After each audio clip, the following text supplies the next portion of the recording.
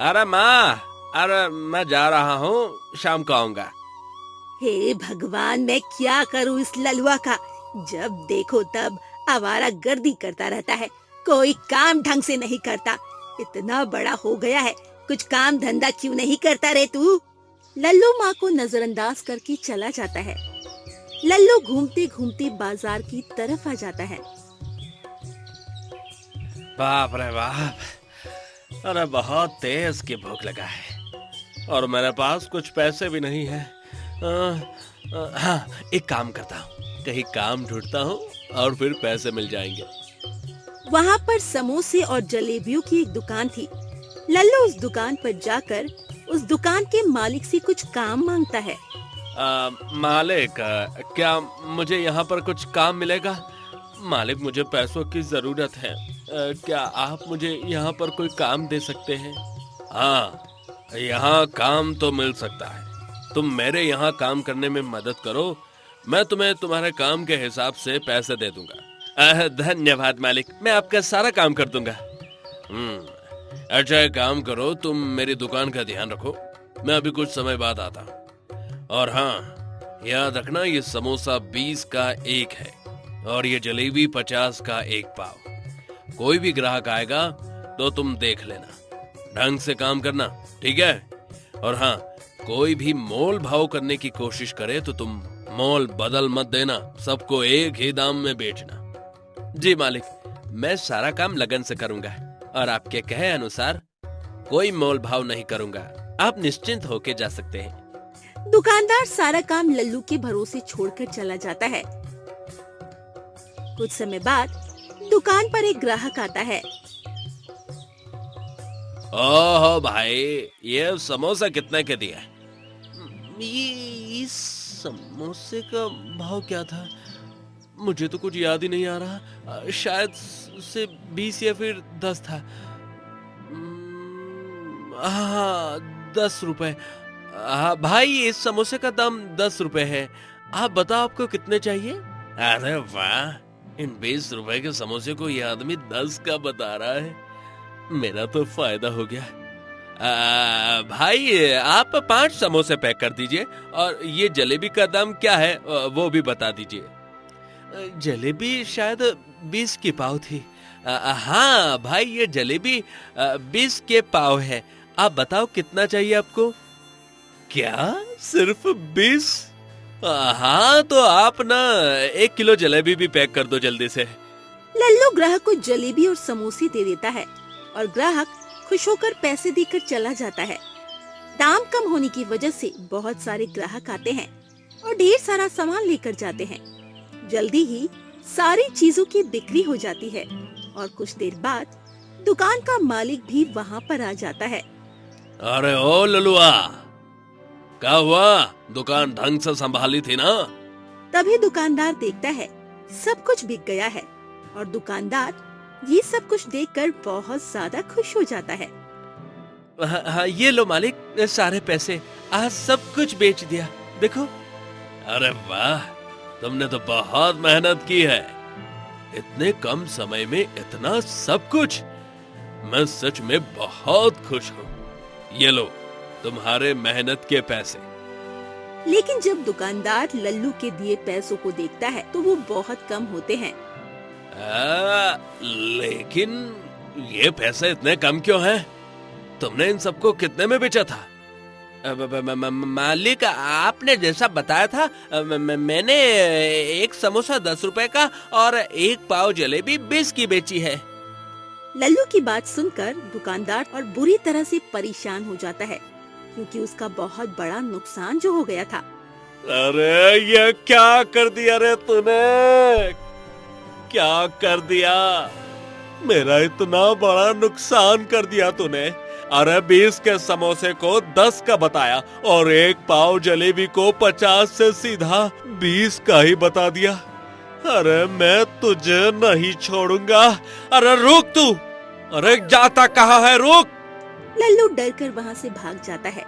लल्लू जाकर एक पेड़ के पास बैठ जाता है।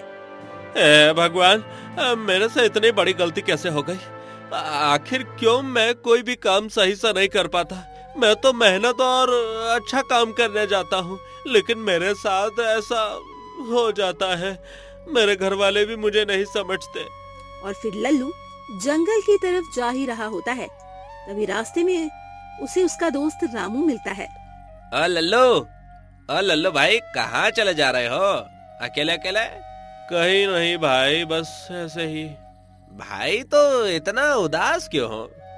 लल्लू रामू को सारी बातें बताता है और रामू ये सब सुनकर लल्लू का मजाक बनाने लगता है। क्या सच में ललुआ? तेरे से ये काम भी नहीं हो सका। उस आदमी ने तो तुझे काम दिया और तूने इतना बड़ा नुकसान कर दिया। लल्लू कुछ ना बोल सका और चुपचाप वहाँ से निराश होकर चला गया। कुछ समय बाद शाम को लल्लू अपने घर जाता है। वहाँ लल्लू के पिता उसका इंतजार कर रहे थे। आ गया ललुआ? क्या रे, कहाँ था पूरा दिन? है कुछ काम धंधा नहीं है तुझे? सारा दिन इधर उधर घूमता रहता है।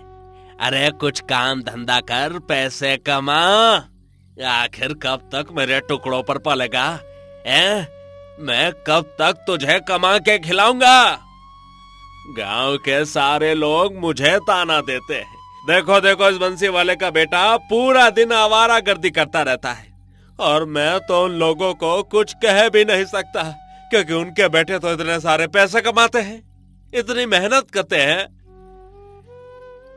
पिताजी, मैं तो काम करने की कोशिश करता हूँ, लेकिन मेरा सारा काम बिगड़ जाता है। इसमें मेरी क्या गलती है? और मैं कहाँ आवारागर्दी करता हूँ? आते ही बेमतलब का सुनाना शुरू कर दिया। तू जबान लड़ा रहा है, यही सब सीख के आया है ना? मजबूर मत कर ललुआ, नहीं तो मेरे हाथों आज पीट जाएगा तू। बात बढ़ती इससे पहले लल्लू की दादी आ जाती है और बात को सही संभाल लेती है। अरे अरे, का तमाशा लगा रखा है तुम लोगों ने? शाम के समय इतना कलेश, शांत हो जाओ। क्यों हमारे लल्लुआ को डांट रहे हो? माँ, ये सब कुछ आपके लाड़ प्यार का नतीजा है। आज ये मेरे से जवाब लड़ा रहा है, क्या पता कल को मुझे मारे। अरे कुछ काम नहीं करता है। मैं तो पागल हूँ जो इसे बोलता हूँ। आखिर मैं भी इसके भले के लिए ही बोलता हूँ। यह कभी भी कोई काम ढंग से नहीं कर पाता, कोई से काम पे भी नहीं रखता। लल्लुआ जा बेटा, जा अंदर जाकर खा ले, मैं आती हूँ, जा। लल्लू अपने कमरे में चला जाता है। का रे बंसी, बेटा समझ, लल्लुआ काम करने की कोशिश करता है, लेकिन उसकी किस्मत। तो चिंता मत कर, मैं उसे समझा दूंगी। बस तू उसे इस तरह से मत बोला कर। मेरा लल्लुआ दिल का बहुत अच्छा है, तू विश्वास मान मेरा, वो एक दिन जरूर कुछ अच्छा करेगा। अगले दिन दादी लल्लू को बुलाती है और समझाकर धीरे से बोलती है, जाके कमरे का दरवाजा अच्छे से लगा दे। लल्लू दरवाजा लगा के अपनी दादी के पास आता है। लल्लुआ इधर सुन बेटा, तू मुझे ये समझा, क्यों तू कोई काम नहीं कर पाता और काहे अपने पिता से जुबान लड़ाता है? देख बेटा, ये सब गलत है, ऐसे नहीं करते।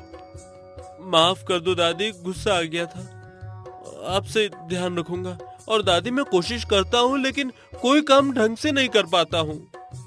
चल छोड़ ये सब बेटा, तुझे मेरा वो संदूक दिख रहा है, उसकी चाबी ले और उस संदूक में एक गुल्लक रखा होगा, वो लेके आ। लल्लू जाके वो संदूक खोलता है और उसमें से वो गुल्लक लेकर आता है और दादी को थमा देता है। ये क्या है दादी? ये गुल्लक तो खाली सा लग रहा है, हल्का सा। क्या है इसमें दादी? और आप तो कभी किसी को भी अपना संदूक झांकने तक नहीं देती थी ना? अरे बेटा, इतने सवाल मत कर, और हाँ, इन सब के बारे में किसी को कुछ मत बताइयो, समझा? ठीक है दादी, लेकिन इस गुल्लक का क्या करना है, ये तो बता दो, मुझे कुछ समझ नहीं आ रहा है। जब तुझे बहुत जरूरत पड़े तो इस गुल्लक को फोड़ना, और हाँ, इसे अकेले में फोड़ना। अब इसे जाकर संभाल के रख दो, जा। लल्लू गुल्लक को संभाल कर अपने कमरे में रख देता है। शाम के समय लल्लू की दादी की तबीयत बहुत खराब हो जाती है। तब शाम के समय लल्लू के पिता घर आते हैं।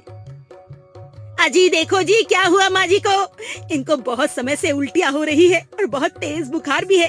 कुछ समझ में नहीं आ रहा है, क्या करूँ? आप देखो न जरा। माँ क्या हुआ आपको? बताओ माँ, मुझे कुछ समझ नहीं आ रहा, क्या करूं? अभी तो वैद्य जी भी गांव से बाहर गए हुए हैं।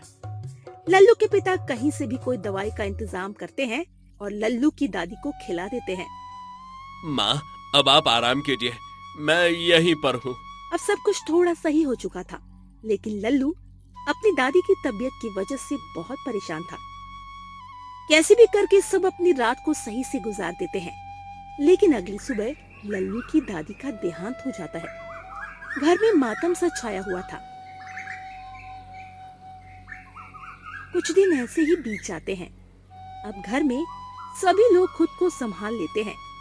कुछ दिन बाद लल्लू को दादी का दिया हुआ गुल्लक याद आता है और लल्लू अपने कमरे में जाकर उस गुल्लक को देखता है। मैं इस गुल्लक को फोड़ के देखता हूँ, आखिर यह है क्या इसमें? लल्लू उस गुल्लक को जमीन पर पटक कर फोड़ देता है। फोड़ने के बाद गुल्लक में कुछ नहीं होता सिवाय एक कागज के। वो कागज थोड़ा बहुत नक्शे की तरह लग रहा था। अरे ये क्या? इसमें तो ये सिर्फ कागज है। देखता हूँ इस कागज में क्या है। लल्लू उस कागज को देखता तो उस कागज में किसी खजाने का नक्शा बना हुआ था। लल्लू उस नक्शे को देखकर सोच में पड़ जाता है और कहता है, देखता हूँ इस कागज में क्या है। क्या सच में ये नक्शा मुझे खजाने तक पहुंचा सकता है? क्या सच में ये असली नक्शा है? शायद हाँ, क्योंकि दादी ने जिस तरह से बोला था, इसका मतलब तो यही है कि ये सच में खजाने का नक्शा है। मुझे खजाने की तलाश में चलना चाहिए। क्या पता मुझे सच में खजाना मिल जाए। लल्लू बिना ज्यादा सोच विचार किए खजाने की तलाश में वो नक्शा लेकर निकल जाता है। नक्शे के अनुसार वो उस जंगल की ओर जाता है। चलते चलते बहुत आगे पहुंच जाता है। जैसा कि नक्शे में दिखाया गया था, पहाड़ी की तरफ लल्लू भी पहुंच जाता है। पहाड़ी बहुत सुंदर थी और उधर ठंडी हवा भी आ रही थी। पहाड़ी की तरफ एक झील थी जिसे पार करके लल्लू को पहाड़ी के ऊपर जाना था। नक्शे में तो दिखाई दे रहा है कि झील को पार करके पहाड़ी के ऊपर जाना है, लेकिन जाऊं तो जाऊं कैसे?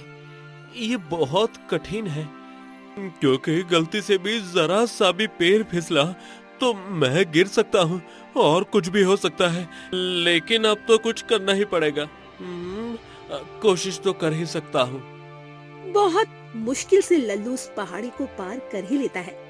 नक्शे के अनुसार लल्लू चलता जाता है। चलते चलते शाम होने लगती है। नक्शे में एक मूर्ति होती है जिसके अनुसार लल्लू मूर्ति के पास पहुंच जाता है। मूर्ति के पास तो पहुंच गया, लेकिन खजाना कहाँ है? समझ ही नहीं आ रहा। नक्शे में तो बस इतना ही दिखाया गया है। नक्शे में ध्यान से देखता हूँ, शायद कुछ पता चल जाए। लल्लू बहुत ध्यान से नक्शे को देखता है, लेकिन उसे कुछ समझ नहीं आता। लल्लू बहुत देर तक उस नक्शे को ही देखता रहता है। बहुत ध्यान से देखने पे भी इसमें कुछ समझ नहीं आ रहा। कहीं मेरे साथ मजाक तो नहीं हो रहा ना? कुछ समझ नहीं आ रहा है। अब तो शाम भी हो गई है। नहीं नहीं, एक मिनट, ये मूर्ति, हाँ, इस नक्शे में दिखाया गया है कि ढलते हुए सूरज की रोशनी इस मूर्ति पर पड़ रही है। मूर्ति की परछाई जहाँ पे है वहाँ पे एक अलग निशान बना हुआ है। शायद यही पे खजाना हो। लल्लू मूर्ति की परछाई की तरफ जाता है और उस पे आराम से हाथ रखता है। लल्लू नक्शे में देखता है मूर्ति के गले में एक लॉकेट था जिसको घुमाने से खजाने का द्वार अपने आप खुल जाएगा। लल्लू नक्शे के अनुसार उस लॉकेट को घुमाता और उस जगह पर खजाने का द्वार खुल जाता है। नीचे एक सुरंग होती है जिसको पार करने के बाद खजाना होता है। अरे ये सुरंग, इतनी बड़ी सुरंग, और नक्शे में दिखाया गया है कि सुरंग के अंदर ही खजाना है। देखता हूँ। लल्लू सुरंग के अंदर जाता है, तभी देखता है कि उधर बड़ा सा खजाना होता है। देखने में नजारा इतना ज्यादा सुंदर लग रहा था। इतना सारा खजाना देखकर लल्लू तो बहुत खुश हो जाता है।